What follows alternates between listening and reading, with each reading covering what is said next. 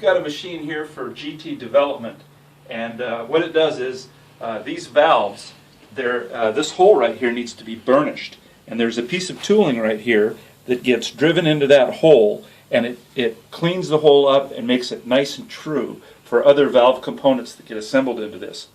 The problem that they've had at GT is there's 11 different styles of valve, and it's very easy for the operator to grab the wrong valve. And so what we did was for them is we built some tooling here that has sensors, and the sensors detect what style of valve it is.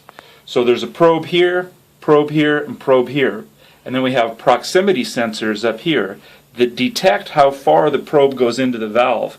You see the hole sizes are different, right? So based on the depth, there's a stepped plunger in here, and that stepped plunger will go deeper into this valve than it will this valve. And then these sensors are positioned to look at some grooves in the probe, so we'll get an on or an off condition depending on each sensor and where this probe goes.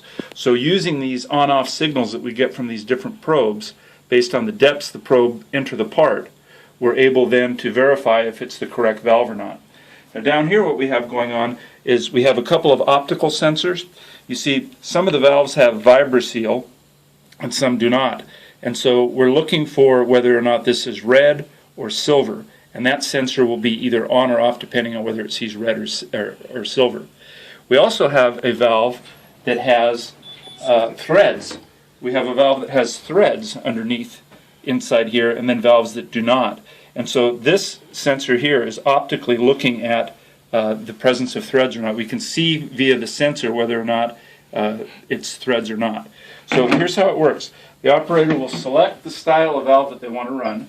In this case it's the 6V configuration, and they'll put the valve in the tooling and then dual palm control for safety, and it verified that the valve was correct before it allowed to run. Now if I grab the wrong valve, say I grabbed this 4V valve, which looks very similar, very easy for an operator to pick up the wrong valve.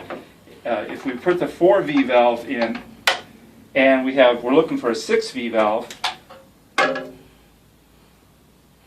not good. It recognized that it was the wrong part, puts on a red light, says wrong part. So the operator resets it, take this valve out, and grab the correct valve and it'll run. Or perhaps they need to switch to a 4V valve if that's what they really wanted to run. So they switch to 4V, and now they run it, and that valve is correct. So it's a quality check, 100% quality check.